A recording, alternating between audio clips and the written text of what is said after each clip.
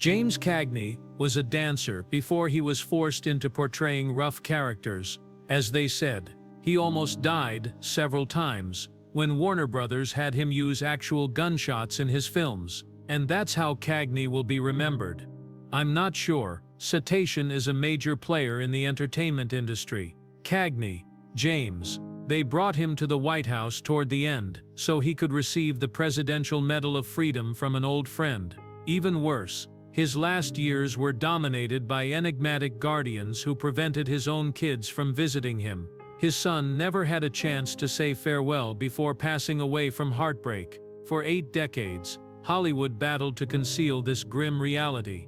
In 1899, James Cagney was born. Amid Manhattan's grungy Lower East Side, the streets were rough, and his family was impoverished. James had established himself as one of the neighborhood's top street fighters by the time he was 14 years old. Unintentionally, his father, who worked as a bartender and an amateur boxer, gave James the grit he would require. 2 of his siblings died in infancy, and their house was small and filthy. However, Carolyn, Cagney's mother, was stern and unyielding. She instilled in her kids the values of hard work and staying out of trouble. James went on to say that she was the reason he didn't become a criminal or wind up in jail like other of his boyhood pals. Then, in 1918, the Spanish flu struck. The illness had a severe effect on their family. At 42, Cagney's father passed away unexpectedly. James was only 19 and had recently enrolled at Columbia University for college. He aspired to become a soldier and pursue an education in painting. However, he was forced to drop out of school and take on the role of primary caregiver for his mother and 4 siblings following the death of his father. One of them had just been born. Everything changed because of that duty. He plunged headfirst into his job and never turned back. His early years had not just been difficult, his health had also suffered. He was little and frequently ill due to poor nourishment, yet he nevertheless continued. He started boxing and excelled as an amateur. He even placed second for the New York State lightweight title because of his quickness and skill in the ring. His mother discouraged him from becoming pro. Despite the advice of coaches, he let boxing go because she didn't want to lose another relative. He continued to be active. Nevertheless, dancing in the streets and fighting when necessary. He would become famous one day because of his blend of elegance and grit. He was talented outside of the ring. He had enrolled at Columbia and intended to pursue painting when his father passed away. He even took German classes when he joined the Student Army Training Corps. However, his life changed course when he left school, but he never lost his early passion for painting. He would resume painting years later, subtly accumulating his own body of work. He spent the rest of his life following the pattern of sacrificing his aspirations for his family. He worked tirelessly to make ends meet. He worked in the New York Public Library as a night doorman, copyboy, janitor, bellhop, and even a book custodian. He gained some knowledge about everything. He also experimented with technical drawing and architecture. But his mother and siblings always received every money, regardless of the job he had. He kept nothing for himself. Later on, he declared it to be the nicest thing that had ever happened to him. He became stronger as a result of that fight and gained a deeper understanding of the meaning of life. Something unexpected occurred in 1919. He was informed about an audition by a coworker who saw that he could dance, men disguised as ladies for a theater production. He performed the Peabody, the only dance he knew, flawlessly. He immediately obtained the job after impressing the producers. It seemed like a fortune since it paid $35 a week. Clad in feathers, makeup, and wigs, Cagney felt strangely liberated. Hollywood would subsequently try to hide the fact that it was his first time on stage. Cagney had been dancing in the streets even before then. He made temporary stages out of the slanted basement doors of city structures. He was known as Cellar Door Cagney because of the sound of his tapping feet on the floorboards. If his sibling was tampered with, he would dance, then turn around and attack. One day his on-screen talent would include that odd combination of combatant and dancer. One instance from those formative years stuck out. Just before a pantomime performance, his brother had become ill. Cagney offered since no one else was available. Even though he had been working behind the scenes, he had learned every phrase and action by just observing. He did not make a single error. Florence James, the director, was astounded. He was performing on stage for the first time, and it gave him access to a new avenue. He poured himself into the theater after that. He did everything, not just act. He understudied for larger roles, dressed the stars, carried the baggage, and sang in the chorus. He continued to assist backstage even after landing main roles and earning more money. No task seemed beneath him to him. He was knowledgeable, trustworthy, and well-respected as a result of his practical expertise. Orson Welles would later refer to him as maybe the best actor to ever stand in front of a camera. He also fell in love somewhere along the line. Working on the Broadway production of Pitter-Patter in 1920, Cagney got to know a young woman named Frances Willard Vernon. Billy was her nickname. She also appeared in the chorus line. In 1922 they were married. They maintained an amazing 64-year marriage till his passing in 1986. It was practically unheard of in Hollywood. He never cheated, they said. Not once. Despite temptation, he remained loyal to her. After adopting 2 kids, they finally made their home on a peaceful farm in New York. She stopped performing but remained by his side as he became well known, and had a career that was unmatched by many. James Cagney had no intention of becoming the most well-known mobster in Hollywood. He wasn't even expected to play the lead in The Public Enemy when he was cast in 1931. Edward Woods, another actor, was cast in that part. Cagney just served as a sidekick. However, something altered. William Wellman, the director, recognized something in Cagney. Something unadulterated and genuine. The part needed that rough New York edge, and he possessed it. Thus, Wellman took a risk and changed the parts right before the movie started. Everything changed when Cagney took the initiative. The movie was an immediate smash when it came out. Viewers were unable to look away from Cagney. He wasn't faking it. The gangster was him. He rose to fame overnight. The part he nearly missed turned out to be the one that created him. From that film, one scene has become iconic. In it, Cagney strikes his co-star Mae Clarke in the face with a grapefruit. The topic is still discussed today. Regarding who came up with the concept, nobody appears to agree. The director, according to some, or the producer, according to others. Some claim that a genuine mobster who once flung food at his girlfriend served as the inspiration. Mae Clarke's rendition was different. She said that their initial attempt to have the grapefruit hurled across the room was unsuccessful. The director and Cagney then asked her whether she would mind if he shoved it directly in her face. If they could do it in a single take, she would agree. They did, and it was successful. The audiences were taken aback. According to reports, Clarke's ex-husband enjoyed the sequence so much that he repeatedly watched the film only to chuckle. Cagney's role was more than just a villain. He turned you into the antagonist. It had never occurred before. Prior to him, villains in movies were usually only malevolent. However, Cagney endowed them with charm, comedy, and even a deranged sense of valor. Critics saw that you were unsure whether to support him or oppose him. He was described as a sort of back-alley hero and a knight of the gutters. He made gang rules look almost hip, according to another. Regardless of whether that was a good or terrible thing, it permanently altered the film industry. It wasn't necessary for villains to be monsters after Cagney. They could even be human, and they might be complex. Here's the twist though. James Cagney was not the rugged man on screen. He was calm and contemplative in real life. He had theater and dance training. He had not been a combatant at first, but a song and dancer. The studio, however, was unconcerned. Warner Brothers believed that the gangster image would help them sell tickets. Thus, even in his comedic parts, they persisted in pushing it. People began to infer that he was harsh in real life as well. Owners of theaters even claimed that patrons didn't want to witness Cagney being beaten. They desired that he take the pounding. The man underneath the rough exterior, however, didn't always like being put in that box. Cagney spoke forth without fear. He performed something that hardly any actor dared to do in 1935, when he was at the height of his popularity. Warner Brothers was sued by him. He wasn't having it when they had him do more movies than his contract permitted. It had nothing to do with money. Respect was at issue. Everything was on the line for him. Crossing the studio might have ended your career back then. Cagney, however, did not give up, and he prevailed. Actors were shown that they didn't need to be bullied, and that triumph shattered the studio structure. Then he took it one step farther. He joined Grand National Pictures, a small independent business, after leaving Warner Brothers. It was a big risk. He was banned by major studios. Some producers refused to even answer his phone.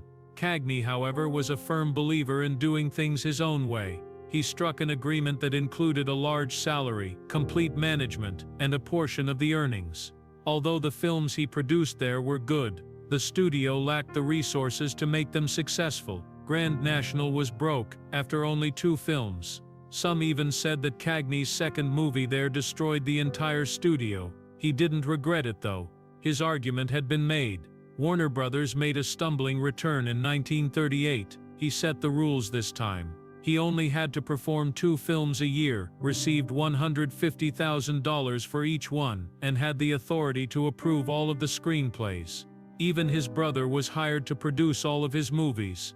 The victory was enormous. That was the best offer any performer had ever received. Cagney had demonstrated that it was possible to defeat the system. He was the second highest paid actor in Hollywood by the following year. Gary Cooper was the only one who produced more. It was a far cry from his childhood in the Lower East Side of New York. He used to dance for pennies, but now he makes what would be millions of dollars. He didn't squander it either. He assisted people from the old neighborhood, purchased a large farm, and donated discreetly and without seeking attention. He accomplished all of this while working less, not more. Making gangster movies was a risky profession in the early days of Hollywood. Actual firearms and actual bullets were utilized by the studios because they wanted everything to appear authentic. One of the biggest celebrities of the 1930s, James Cagney, was often in danger of dying. He had to dive behind a corner in the Public Enemy cinema just as gunshots struck the wall behind him. These weren't blanks or sound effects. He was only inches away from real sharpshooters who were shooting live bullets. During Angels with Dirty Faces, the situation became much more dangerous. Machine gun fire was meant to break the glass surrounding Cagney as he hung outside a window. However, he was firm this time. He wouldn't do it until live gunshots were substituted with special effects. Without him, the crew proceeded to test the shot. One of the bullets struck the same location where Cagney's head would have been after bouncing off the steel window frame and traveling across the room. The last straw was that. Never again he made it plain, but he didn't stop there. Cagney fought to shield other performers from the same kinds of threats he had narrowly avoided, and he was a founding member of the Screen Performers Guild. Cagney, however, did not fear every danger. He really took them on purpose at times. He portrayed Cody Jarrett, a dangerous thug, in the 1949 film White Heat. A massive explosion at the top of a chemical facility marks the end of the movie, and Cagney, despite being over 50, he insisted on doing the scenario personally. As he yelled the well-known slogan, "Top of the world, Ma," fire roared all around him. It was more than a performance. There was actual danger, heat, and fire. The wind changed at one point, and his face and hands were burned by flames, but he continued. He remained true to himself, and the scenario was completed. The sequence ended up being one of the most memorable in film history, but the studio's insurance company nearly put a stop to it. Despite all, Cagney was powerless over some things. Regardless of his talent, he was always perceived as the mobster, the nasty man. He lost parts he really wanted because of that appearance. Knute Rockne, the renowned football coach, was one of them.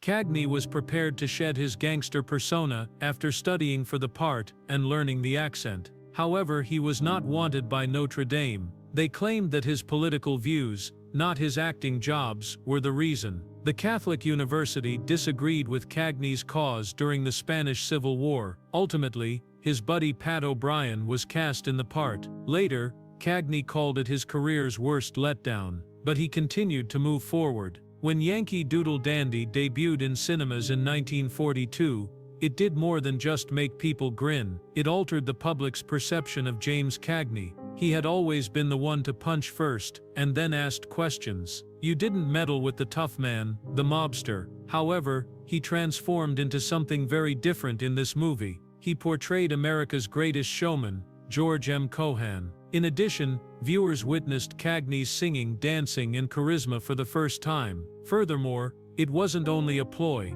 it was enlightening. He received the sole Oscar of his career for his performance. There was no better time to do it. The nation was in dire need of something optimistic. Only 6 months after Pearl Harbor, they got that, and more from Cagney. Even more unexpected was how comfortable he appeared in the part. He seems to have been destined to play Cohan. Critics also took note. According to one article, it was difficult to distinguish between Cohan and Cagney. In actuality, Cagney had spent years concealing this aspect of himself. He was a dancer before he ever took on criminal roles. Warner Brothers had kept the fact that he had performed in vaudeville and understood how to move a secret. They suppressed his dancing because they felt it didn't match the persona they had created for him. The audiences were unaware of his true abilities. With this movie, everything changed, and Cagney didn't hold back. He tap danced down the White House steps in one of the most famous moments, which wasn't even in the original screenplay. 5 minutes prior to the cameras rolling, he made it up. No notice, no rehearsal. He kept the director in the dark. He simply did it. Even more amazing is the fact that the version in the film wasn't the original. They made more than a dozen attempts. The cameras interfered with the smooth sliding down the steps of the one they intended to utilize. Instead, they chose the tap dance version. That mishap turned out to be of the most memorable scenes in movie history. In the background, Cagney was fully engaged. He insisted on performing all of the dance steps by himself. No shortcuts, no duplicates. He continued performing even after breaking a rib during an act. He continued till the photo was complete. It was not until later that he even saw a doctor. He was 42 and no longer a youthful man, and his physique wasn't like that of a normal dancer. However, none of that was important. He managed to make it work. People sensed it too, his vitality, his dedication, his happiness. He studied Cohan for months in order to make the performance as authentic as possible. He spoke with those who had collaborated with him. He picked up on Cohan's peculiar gait, his stiff-legged dancing technique, and his demeanor. He even had a Broadway choreographer who had worked closely with Cohan brought in by Warner Brothers. Cohan's hallmark techniques were taught to Cagney by that choreographer Johnny Boyle. Unfortunately, Boyle was unable to dance after breaking his ankle during practice. Although that was a depressing turn, Cagney was much more motivated to do it correctly. Cohan was already not feeling well when he viewed the film, but he approved of Cagney. That was crucial. Cagney had given the part his all, not only to please viewers but also to respect the character he was portraying. After Yankee Doodle Dandy, no one questioned his statement that once a song and dance man, always a song and dance man. James Cagney was fed up with Hollywood's methods. He and Warner Brothers had been at odds for years on issues including money, power, and hard hours. Even though he was one of their biggest stars, they still treated him as though he might be replaced. In 1942, following the success of his picture Yankee Doodle Dandy, he thought he had had enough. He and his brother William founded their own business the same year. It was dubbed Cagney Productions. It was a daring step. At the time, very few actors had ventured out on their own. The majority were bound by rigid agreements with the major studios. James Cagney, however, desired independence. He desired to choose his own characters and produce films that aligned with his beliefs. United Artists consented to provide financial assistance. It wasn't common. Independent producers often have to cover all costs themselves. James even sacrificed his $150,000 salary to help finance the business in order to make it successful, to demonstrate that they were serious about going it alone.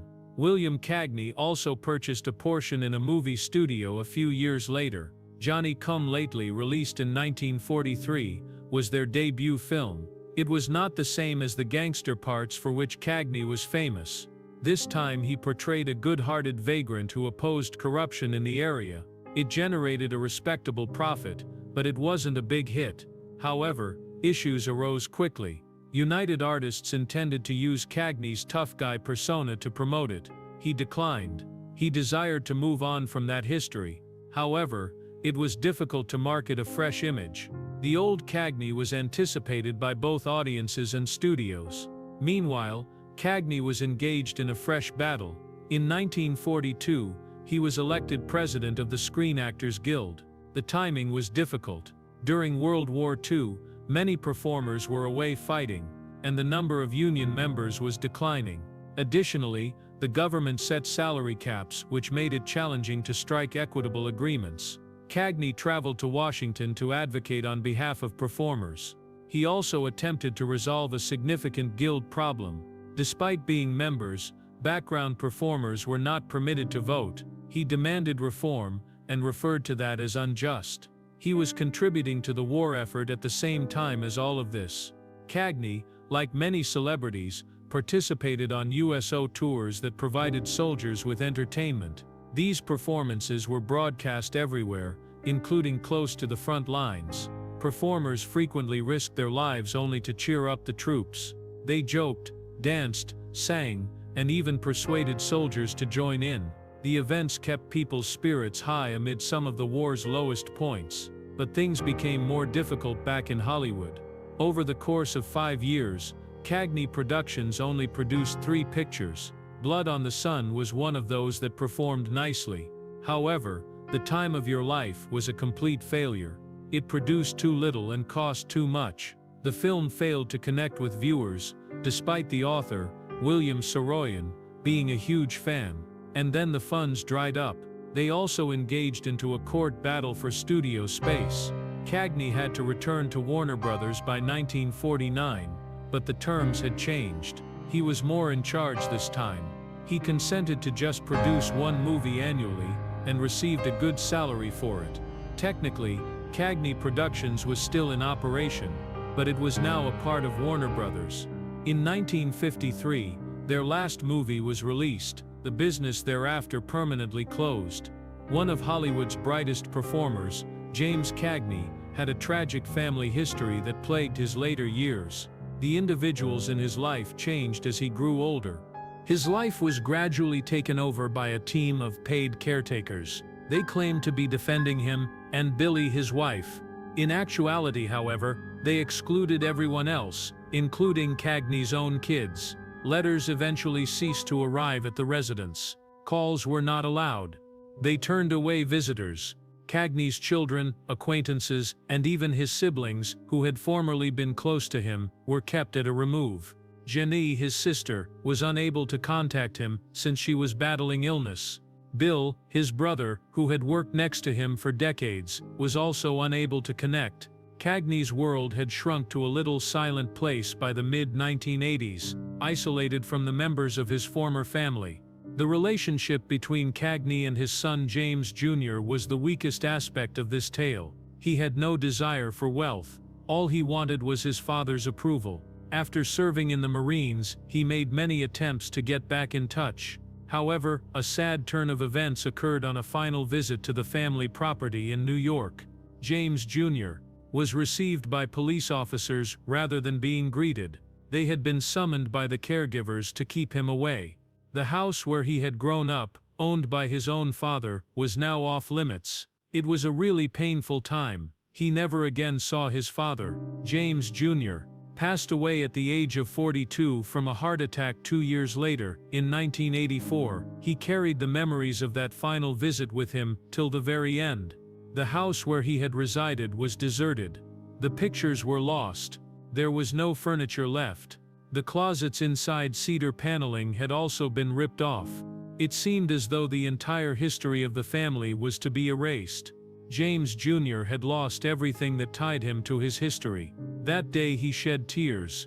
Now an empty shell, he stood in the center of the home, and understood that his youth was gone. He lived the remainder of his little life with that misery. Casey, his sister, also faced difficulties.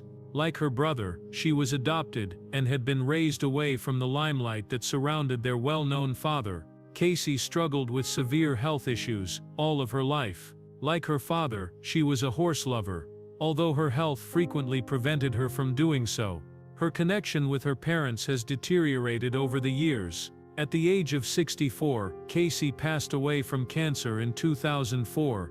Even though she had survived her father's passing for almost 2 decades, the family had never fully reconciled. Long before any of this, Cagney himself had retired from acting. He retired in 1961 after completing the comedy 1, 2, 3. Filming had been a horrible experience. It was necessary to perform a single scenario 50 times. He subsequently said that he almost lost his control during a confrontation with a younger actor on set. However, there was another factor that ultimately drove him to permanently leave. He went to a concentration camp in Germany to shoot. He was shaken by the encounter. He had had enough of the noise, the stress, and Hollywood.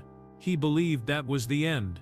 He continued to decline offers for the following 20 years. He declined a number of well-known parts, including that of Hyman Roth in The Godfather Part 2. In the end, Lee Strasberg was given the role. An elderly mafia icon delivering the mantle to a new generation would have been the ideal full-circle moment. Cagney, however, had no interest. Every time he had the need to go back, he would visualize the face of Jack Warner, the studio head he had been at odds with for years, and the urge would subside. Still, he returned in 1980. He was invited by director Milos Forman to have a little part in Ragtime. By that time, Cagney was 81, unhappy, and in bad condition. He was unable to paint, ride horses, or do many of his favorite things because of a stroke. His physicians believed that reenacting may be beneficial. Thus, he consented. It ended up being his final picture and his first in 20 years. He was in a wheelchair by that time, but he subsequently made an appearance in a television film. However, Ragtime provided him with one last opportunity to shine. A boisterous career came to a peaceful finish. Cagney largely kept his political views to himself throughout his life. He joined causes in the 1930s without knowing they were associated with communism. He later adopted a more conservative stance, although he never discussed it in public. He didn't lead a glamorous life or attend parties in Hollywood. According to Orson Welles, Cagney never entered a nightclub. Although he preferred to be unseen, Cagney was unmissable on the screen. He may have been the best actor to ever stand in front of a camera, according to Welles. It was more than simply flattery. Every rule was broken by Cagney. Unlike most stage performers, he didn't soften his performance for the movie. Even though he gave every job his all, it always felt authentic. He was enduring because of his strength and integrity. He was capable of crying, fighting, and dancing, and he did all of it with passion. For Yankee Doodle Dandy, he received an Oscar, and received nominations for parts in Love Me or Leave Me and Angels with Dirty Faces. The world recognized Cagney as the first gangster in Hollywood when he passed away in 1986 at the age of 86. But behind the scenes, sadness, remoteness, and quiet had molded his existence. Both his legacy and the sorrow of a family lost in the process endure.